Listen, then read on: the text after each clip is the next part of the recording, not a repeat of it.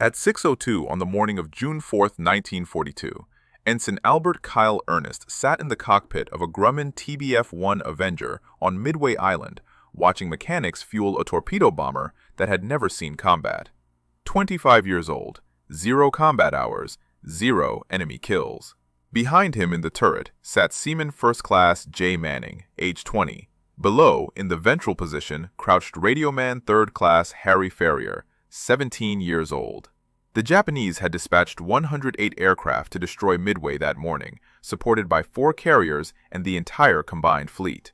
Earnest's TBF was aircraft 8T1, Bureau number 00380, first aircraft off the Grumman production line. The TBF-1 Avenger had arrived at Pearl Harbor 6 days earlier. Earnest and 5 other pilots from Torpedo Squadron 8 had flown them to Midway 3 days ago. The rest of VT-8 was somewhere at sea aboard USS Hornet, flying the obsolete TBD Devastator. Earnest's detachment had the new plane.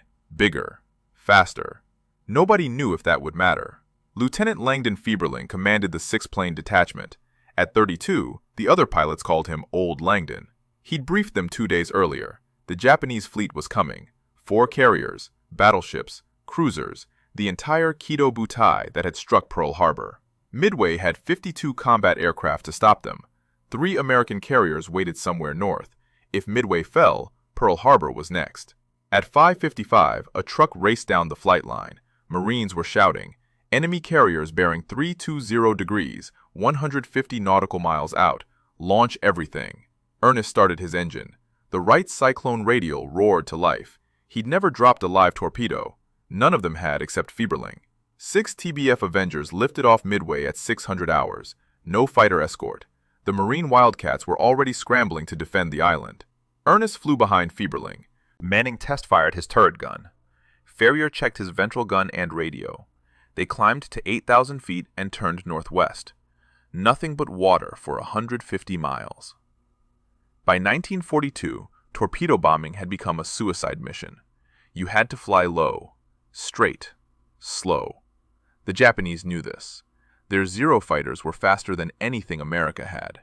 At Coral Sea 1 month earlier, American torpedo squadrons had been slaughtered. Most torpedo bomber crews didn't survive their first attack. At 0710, Earnest saw the Japanese fleet. 4 massive carriers in formation. Battleships, cruisers, destroyers, and above them, black specks diving toward the 6 American planes. Zero fighters. Too many to count. Fieberling dove toward the carriers. The other 5 Avengers followed. Earnest pushed his stick forward. Manning opened fire. Ferrier was firing from below. Tracers were everywhere. The first TBF exploded in midair. The second tumbled into the sea. Then the third. Then the fourth. Earnest saw Fieberling's plane spiral down. 5 Avengers gone in less than 3 minutes. Earnest was alone. Zeros were coming from 3 directions. 20mm cannon fire punched through his windshield. Glass shrapnel hit his neck. Blood ran down inside his flight suit. His instrument panel exploded. The compass stopped working. Manning's gun went silent. Ferrier came on the intercom. Manning was hit. Bad. Maybe dead. Ferrier himself was wounded. Earnest was 200 feet above the water. He opened his bomb bay doors and released his torpedo at the nearest cruiser and missed. More cannon fire tore through the fuselage. His elevator controls went dead. The stick wouldn't respond. The Avenger should have crashed. Instead, it kept flying level. If you want to know whether Earnest survived the flight back to Midway, please hit that like button. Every like helps YouTube share this story with more people. And please subscribe if you haven't already. Back to Earnest. He was still taking fire. Bullets hitting the armor plate behind his seat. His hydraulics were shot. One landing gear wheel wouldn't extend. No compass, no airspeed indicator, no altimeter, no radio. Manning was definitely dead. Blood everywhere in the turret. The right engine was still running, and when he adjusted his elevator trim tabs, the aircraft responded. Not much, just enough to gain altitude and turn slightly. He was controlling a 3-ton aircraft with trim tabs designed for fine adjustments. Earnest nursed the crippled TBF into a cloud bank. The Zeros broke off. They assumed he was finished. He flew east by dead reckoning, following the morning sun. If he missed Midway, the next land was Pearl Harbor. 1,200 miles away. He had maybe 2 hours of fuel, one wheel, no instruments, a dead gunner, a wounded radioman, and 73 bullet holes he didn't know about yet. Earnest flew at 2,000 feet inside the cloud. The TBF shuddered with every adjustment of the trim tabs. The big Cyclone engine was running rough, but it was running. That was all that mattered. He had no way to check his fuel. The gauge was destroyed along with everything else on his instrument panel. He estimated he'd burned maybe half his fuel getting to the Japanese fleet and attacking. That left him roughly 90 minutes, maybe less. 200 miles back to Midway. He had to find it.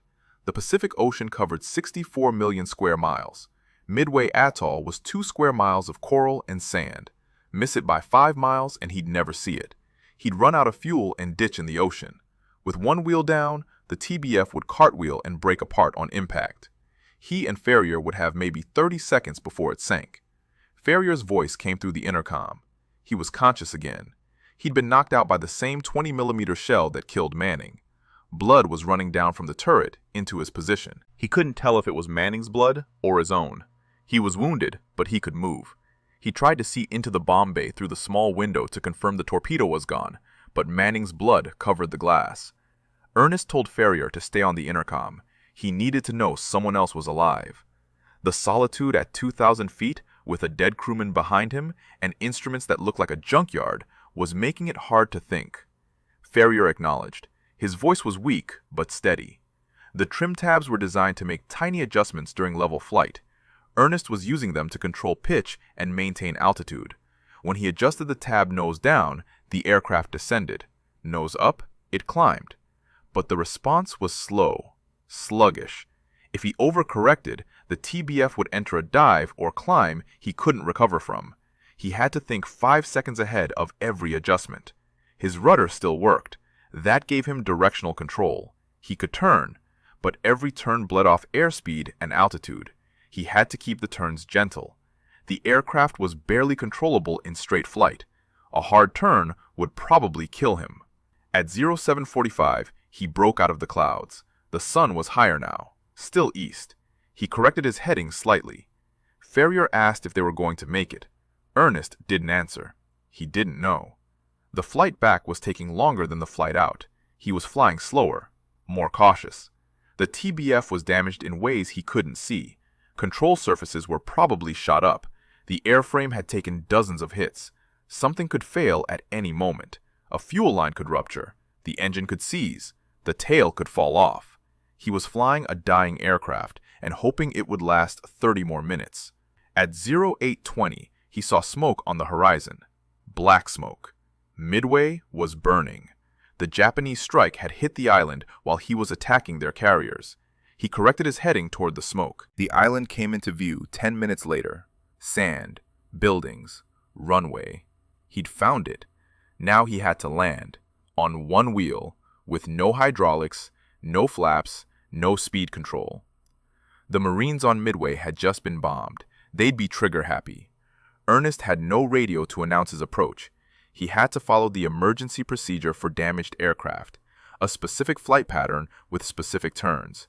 If he didn't execute it perfectly, the anti-aircraft guns would shoot him down half a mile from safety. And if he survived that, he still had to land a 3-ton aircraft on one wheel using only trim tabs, at 120 miles per hour, on a runway probably cratered by Japanese bombs. Earnest circled Midway at 1,500 feet. The runway was intact. The Japanese had hit fuel tanks and buildings, but missed the runway. He could see fires burning across the island. Smoke drifted south.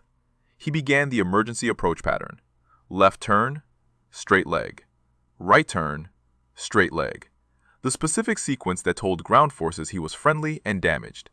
Anti-aircraft gunners tracked him, but held fire. They recognized the pattern. One of their own was coming home. Earnest completed the sequence and turned onto final approach. The runway was 6,000 feet long, plenty of distance, but he had one wheel and no flaps. Normal landing speed for a TBF was 75 knots. Without flaps, he'd be coming in at over 100 knots. Fast. Very fast. He adjusted the trim tabs to descend. The nose dropped slightly. The TBF began losing altitude. 300 feet. 200. 100. The island was rushing toward him. He could see Marines running toward the runway. Ambulances. Fire trucks. They knew what was coming. 50 feet. The right main gear was down and locked. The left gear was stuck retracted. When the right wheel touched, the aircraft would pivot left and cartwheel.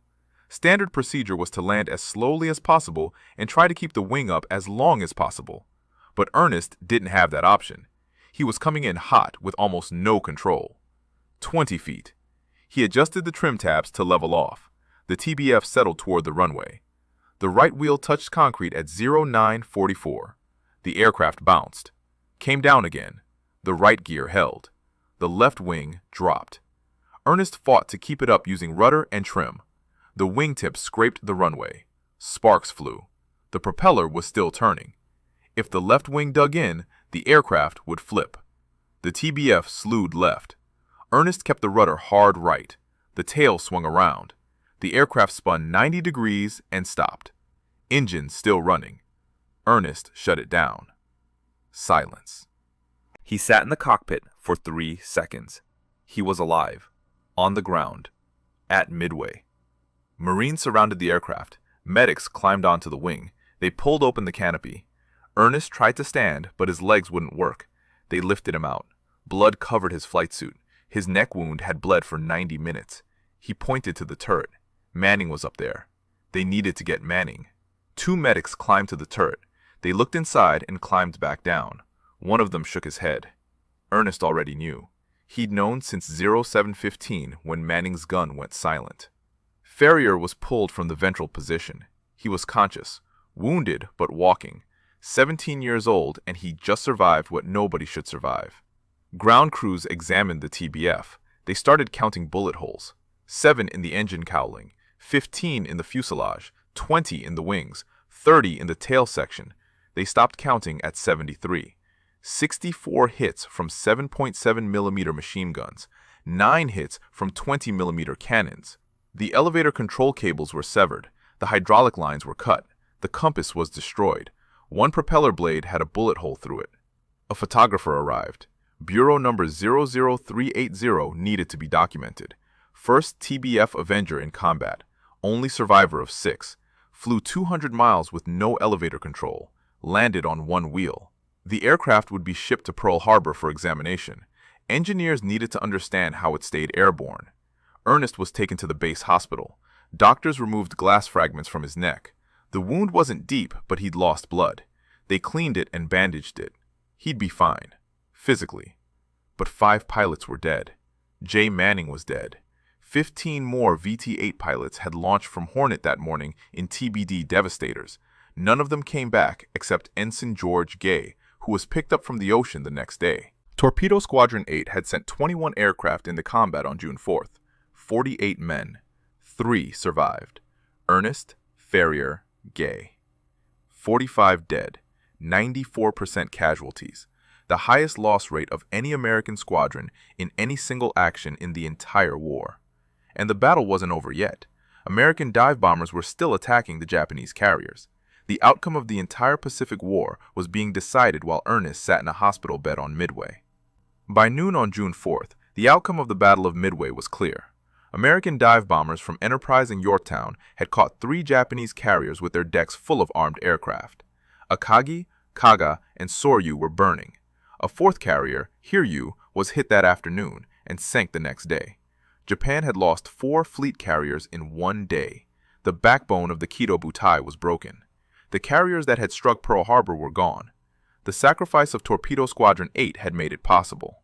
The 6 TBFs from Midway attacked first, then 15 TBD Devastators from Hornet, then torpedo planes from Enterprise and Yorktown. All 3 attacks failed to score a single torpedo hit, but they pulled the Japanese fighter cover down to sea level. They forced the carriers to maneuver constantly. They prevented the Japanese from launching their own strike. And while the Zeros were busy destroying torpedo planes at wave-top height, American dive bombers arrived at altitude unopposed. VT-8 had bought that window with blood. 45 men dead, 21 aircraft destroyed, 0 torpedo hits, but they changed the course of the war. Earnest remained in the hospital on Midway for 2 days. Admiral Chester Nimitz flew in from Pearl Harbor on June 5th to inspect the island and meet with survivors. He visited Earnest in the hospital. The admiral asked what happened. Earnest told him. The launch, the attack, Manning killed, the flight back on trim tabs alone, the landing. Nimitz listened without interrupting. When Earnest finished, the admiral was quiet for several seconds. Then, he said Earnest's return flight was an epic in combat aviation. The words weren't casual praise. Nimitz had commanded submarines in World War I. He'd seen combat. He knew what was routine and what was extraordinary. Flying 200 miles with no elevator control and landing on one wheel was extraordinary. 2 weeks later, the Navy announced Earnest would receive 2 Navy Crosses for June 4th. The first for pressing home his attack against overwhelming opposition. The second for bringing his aircraft and crew back to Midway. 2 Navy Crosses in one day for one mission, almost unprecedented. The citations were approved before the damaged TBF had even reached Pearl Harbor for inspection. Ferrier also received the Distinguished Flying Cross and the Purple Heart. He'd been wounded but stayed conscious. He'd helped Earnest by confirming systems and providing whatever information he could from his position. 17 years old and decorated for valor. But the awards meant little compared to the losses. Lieutenant Fieberling was dead. The 5 other TBF pilots were dead. Their gunners and radio men were dead.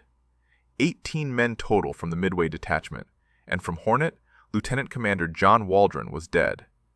Every pilot and crewman from his 15 TBDs was dead, except George Gay. VT-8 had been effectively annihilated. The squadron was reconstituted in July. New pilots, new aircraft, new crews. The rebuilt VT-8 was assigned to USS Saratoga and sent to the Solomon Islands. The Marines had landed on Guadalcanal in August. Japanese forces were counterattacking. The Navy needed every torpedo squadron in the Pacific. Earnest went with them. He'd survived Midway, but the war wasn't over. He was 25 years old with 3 months of combat experience. The Navy needed experienced pilots, men who'd seen action and lived, men who knew how to survive. Earnest was now one of the most experienced torpedo bomber pilots in the Pacific Fleet. In September and October 1942, VT-8 flew missions from Saratoga and later from Henderson Field on Guadalcanal. Earnest flew strike missions against Japanese cruisers and destroyers. He bombed shore installations. He attacked transports. The aircraft were better. The tactics were better. The Avenger was proving itself as the best torpedo bomber in the war. But the missions were still dangerous. Japanese fighters were still faster. Anti-aircraft fire was still deadly. On September 16th, Earnest was part of a strike force that put a torpedo into a Japanese cruiser. On October 9th, he led a flight that bombed enemy positions at Cape Esperance. The missions added up. The risks added up. By November, the jungle and exhaustion had broken most of VT-8. The squadron was withdrawn and disbanded for the second time. Earnest had earned a 3rd Navy Cross, 3 in 6 months. But the question nobody could answer was how long his luck would hold. Earnest flew his last combat mission from Henderson Field on November 12, 1942, 6 months after Midway. The squadron had lost more pilots and crews at Guadalcanal, not as catastrophically as June 4th, but steadily. 1 plane lost here, 2 pilots killed there. The cumulative effect was the same. By November, VT-8 was exhausted. The survivors were rotated back to the United States. Earnest's combat record was extraordinary. 3 Navy Crosses, multiple strike missions, 0 aircraft lost under his command after Midway. He'd proven that June 4th wasn't luck. He was simply one of the best torpedo bomber pilots in the Navy. Calm under fire, excellent judgment, able to make decisions when everything was going wrong. Those were the qualities that kept pilots alive. The Navy recognized it. Instead of giving Earnest a desk job, they made him an instructor. New torpedo bomber pilots needed to learn from someone who'd survived, someone who could teach them what worked and what got you killed. Earnest spent 1943 training the next generation of naval aviators. He taught them how to approach a target, how to evade fighters, how to survive when your aircraft was damaged, how to fly on instruments that weren't there anymore. But Earnest didn't stay an instructor forever. The Navy needed experienced combat pilots for new missions. After the war in the Pacific ended in August 1945, Earnest remained in the Navy. He joined in 1941, expecting to serve a few years. But naval aviation was his career now. He was good at it. The Navy needed men like him. In the years after the war, Earnest flew different missions. hurricane reconnaissance, weather observation, search and rescue. The Navy was adapting to peacetime operations but still needed skilled pilots. Earnest flew B-17s modified for hurricane hunting, flying into storms that would destroy most aircraft, reading weather patterns, saving lives by providing early warnings. It wasn't combat, but it was dangerous work that required the same skills: situational awareness, calm decision-making, ability to handle damaged aircraft. He was promoted steadily: lieutenant, lieutenant commander, commander, captain. Each promotion brought more responsibility. He commanded squadrons. He commanded air stations. In the 1960s, he was given command of Naval Air Station Oceana in Virginia, one of the largest naval air stations on the East Coast. Thousands of personnel, hundreds of aircraft. The boy who'd flown a shot-up Avenger back to Midway was now responsible for an entire air station. Earnest retired from the Navy in 1973. 31 years of service. He'd seen the Navy transform from propeller-driven torpedo bombers to supersonic jets. From 1942, when America was losing the war, to 1973, when America had the most powerful Navy in the world. He'd been part of that transformation. After retirement, Earnest rarely spoke about Midway. Other veterans from the battle became famous. George Gay wrote a book and appeared on television. He was called the sole survivor of Torpedo Squadron 8. Earnest and Ferrier joked that they were the other sole survivors. But Earnest didn't seek publicity. He'd done his duty. That was enough. The Battle of Midway remained the defining moment of his life. June 4th, 1942, the day he lost friends. The day he flew an aircraft that shouldn't have stayed airborne. The day he learned what he was capable of when everything was falling apart. Those 90 minutes from the Japanese fleet back to Midway had tested him in ways nothing else ever would. Historians later studied the battle. They analyzed every decision, every attack, every loss. The sacrifice of Torpedo Squadron 8 was recognized as crucial to the American victory. The 3 torpedo attacks pulled Japanese fighters out of position. They prevented the Japanese counterstrike. They created the window for dive bombers to attack unopposed. 45 men dead, but 4 Japanese carriers sunk. The turning point of the Pacific War. TBF Avenger Bureau number 00380 was eventually retired from service. The aircraft that had been first off the production line and survived 73 bullet holes was displayed in museums. A reminder of what could be survived with skill and determination. A reminder of the price paid at Midway. Harry Ferrier also made the Navy his career. The 17-year-old radioman who'd survived Midway continued flying combat missions through the rest of the war. He flew with VT-3 and later returned to VT-8 when the squadron was reconstituted again. He saw action in the Eastern Solomons and throughout the Pacific Campaign. He was commissioned as an ensign in 1945 and retired as a commander in 1970. 25 years of service. Like Earnest, he rarely sought attention for what happened on June 4th. The 2 men stayed in contact after the war. They understood something nobody else could. What it felt like to be the only survivors. What it meant to watch 5 aircraft explode in 3 minutes. What it took to fly 200 miles in a dying aircraft. They didn't need to talk about it often. They just knew. Over the decades, military historians became increasingly interested in the Battle of Midway. It was studied at the Naval War College, analyzed in staff colleges, written about in books and documentaries. The tactical decisions, the intelligence breakthrough that revealed Japanese plans, the timing that put American carriers in position, the luck that put dive bombers over the Japanese fleet at exactly the right moment, and always the sacrifice of the torpedo squadrons. VT-8 from Hornet and Midway, VT-6 from Enterprise, VT-3 from Yorktown. 51 torpedo bombers launched, 35 shot down, 89 men killed. Not a single torpedo hit. But the Japanese fighters were drawn down. The carriers were forced to maneuver. The counterstrike was delayed. The dive bombers arrived unopposed. Military analysts called it the most one-sided tactical exchange in naval aviation history. 89 men killed for 0 direct results. But strategically, it was decisive. Without those torpedo attacks, the dive bombers might have faced the full Japanese combat air patrol. The battle might have ended differently. the war might have lasted years longer. Ernest understood this better than most. He'd been there. He'd seen Fieberling go down. He'd seen the other 4 TBFs explode. He'd flown through the debris of aircraft that had been intact 30 seconds earlier. He knew the sacrifice wasn't wasted, but knowing didn't make it easier. In the 1990s and 2000s, Ernest occasionally attended Midway commemorations. He met younger naval aviators. They asked questions about the battle, about the TBF, about flying on trim tabs, about landing on one wheel. He answered them matter-of-factly. No dramatization, no embellishment. Just what happened. Some historians asked why he never wrote a book like George Gay did. Ernest's answer was simple. He'd done his job. That was all. Writing a book would have felt like seeking credit for something 45 other men paid for with their lives. He didn't want that. The TBF Avenger became one of the most successful naval aircraft of World War II. Over 9,000 built, used by the Navy and Marines throughout the Pacific. Reliable, tough, effective. The disaster at Midway was its combat debut, but not its legacy. The Avenger went on to sink dozens of Japanese ships and submarines. It proved the design was sound. The tactics just needed refinement. Bureau number 00380 became a symbol of that toughness. 73 hits, and it flew home.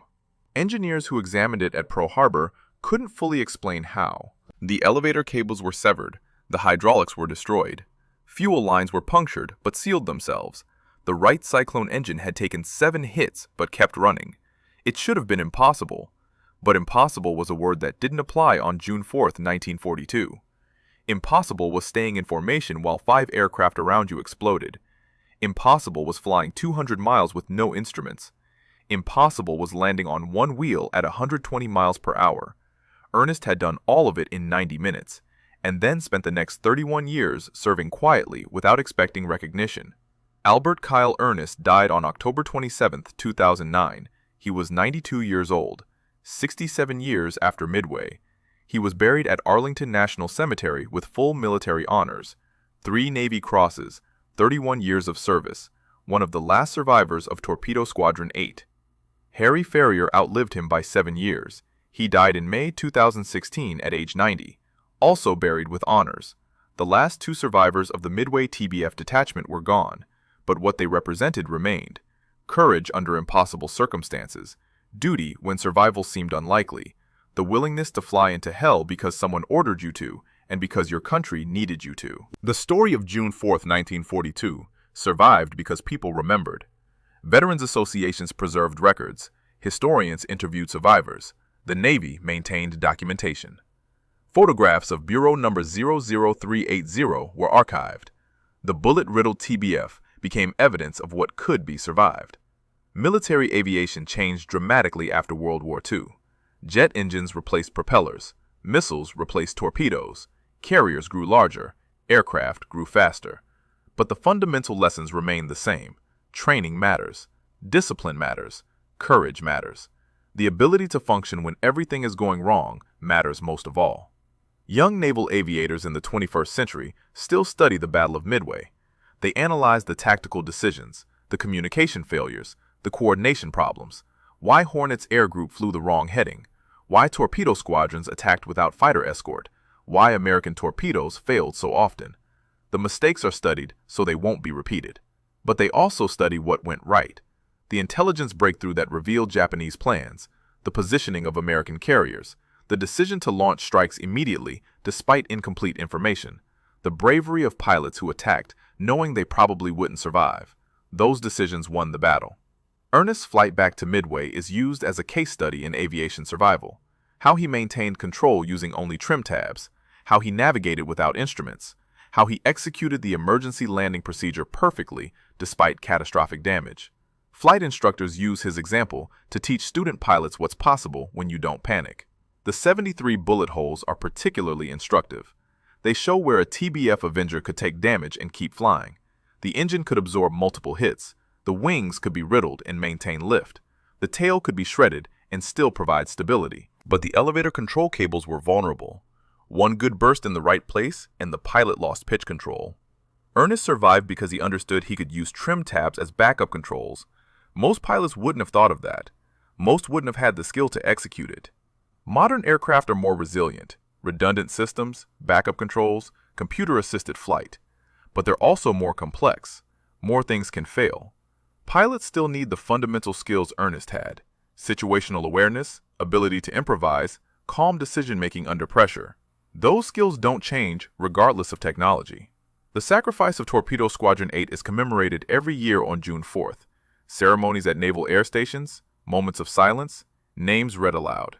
45 men who died attacking the Japanese fleet, 3 who survived.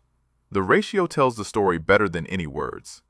VT-8 received 2 presidential unit citations, one for Midway, one for Guadalcanal, the only squadron to receive that honor twice in World War II. The citations are displayed at the National Naval Aviation Museum in Pensacola, Florida. Next to them are photographs of the pilots. Young men, most in their 20s, some like Farrier, still teenagers. They look confident in the photos, ready. They had no idea what was coming. Museums preserve the physical evidence: aircraft, uniforms, medals, photographs. But the real preservation happens when the story is told, when someone explains what happened on June 4th, why 6 TBF Avengers attacked without fighter cover, why 5 were shot down in 3 minutes, why the 6th flew 200 miles home on trim tabs alone, why it mattered. The story matters because it shows what human beings are capable of. Not superheroes, not movie characters, real people. A 25-year-old pilot who'd never been in combat. A 17-year-old radio man who'd lied about his age to enlist. A 20-year-old gunner who died in his turret. They were ordinary people who did extraordinary things because their country needed them to. That's why the story survives. Not because it's about technology or tactics, but because it's about people who faced impossible odds and refused to quit. People who watched their friends die and kept flying. People who flew damaged aircraft 200 miles because going down wasn't acceptable.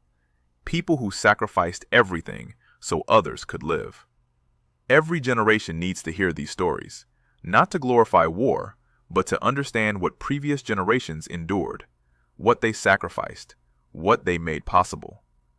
The world we live in today exists because people like Earnest and Farrier and Manning flew into hell on June 4th, 1942.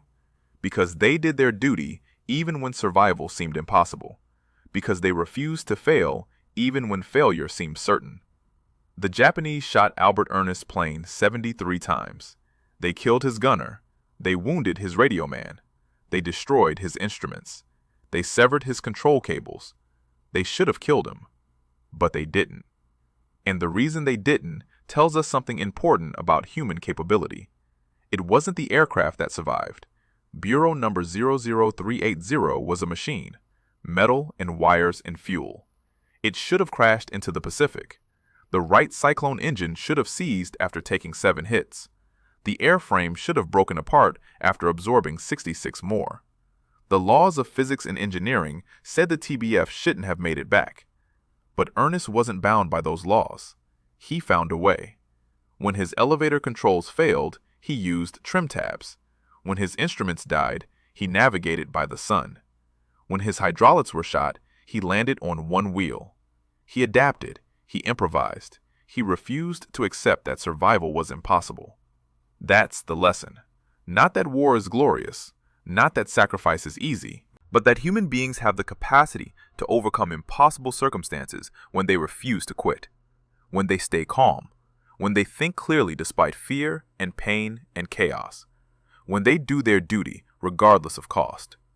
Torpedo Squadron 8 paid a terrible price on June 4th, 1942. 45 men killed, families destroyed, futures erased. Lieutenant Fieberling never saw his 33rd birthday. Jay Manning never came home to Washington. 14 other pilots from the Midway and Hornet detachments died that morning. Their sacrifice bought 6 minutes. 6 minutes when Japanese fighters were out of position. 6 minutes that let American dive bombers attack unopposed. 6 minutes that changed the war. Was it worth it? The men who died can't answer that question. The 3 who survived carried it for the rest of their lives. Earnest lived 67 years after Midway. Farrier lived 74 years. They both served their country for decades. They both built families and careers. They both died old men. But June 4th, 1942 never left them. The sound of Manning's gun going silent. The sight of 5 TBFs exploding. The 90 minutes flying home wondering if they'd make it. They made it. And because they did, we know the story. We know what happened at Midway. We know the price that was paid. We know what human beings are capable of when everything is falling apart. Modern naval aviators still study this mission. They analyze how Earnest maintained control, how he navigated without instruments, how he executed an emergency landing procedure under impossible conditions. His flight is taught at flight schools as an example of what can be survived with skill and determination. The lessons go beyond aviation. They apply to anyone facing impossible circumstances. Stay calm. Assess your options. Use whatever tools you have left. Improvise. Adapt. Never accept that failure is inevitable. Earnest had trim tabs. Most people have something. The question is whether you can recognize it and use it when everything else has failed. That's why this story matters 83 years later. Not because of the technology, not because of the tactics, but because it shows what one person can do when quitting isn't an option. When the aircraft is dying and the instruments are gone and you're 200 miles from safety, you find a way. Or you die trying. Albert Earnest found a way, and his story reminds us that we can too. If this story moved you the way it moved us, do me a favor, hit that like button. Every single like tells YouTube to show this story to more people. Hit subscribe and turn on notifications. We're rescuing forgotten stories from dusty archives every single day. Stories about pilots who saved lives with trim tabs and determination. Real people, real heroism. Drop a comment right now and tell us where you're watching from. Are you watching from the United States, United Kingdom, Canada, Australia? Our community stretches across the entire world. You're not just a viewer, you're part of keeping these memories alive. Tell us your location. Tell us if someone in your family served. Just let us know you're here. Thank you for watching. And thank you for making sure Albert Earnest doesn't disappear into silence. These men deserve to be remembered, and you're helping make that happen.